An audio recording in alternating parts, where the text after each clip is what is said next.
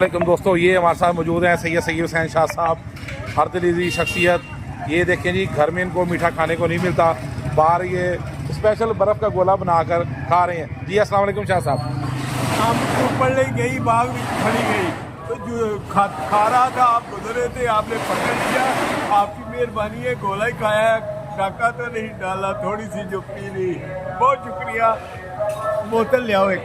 दोस्तों, मैं आपको अक्सर कहता हूँ कि उम्र का नहीं होता तकाजा, जो आपको अच्छा लगे आप खाएं, बस ये बात अपने ज़हन में रखें। ये ना कहेंगे लोग क्या कहेंगे। लेकिन हमारे शाह साहब फुल चिलमोल करें। जी शाह जी, लोग क्या कहेंगे, इस बारे में क्या कहेंगे? लोग तो बातें बनाएंगे, बनाते रहे, हमें इससे क्या परवाह।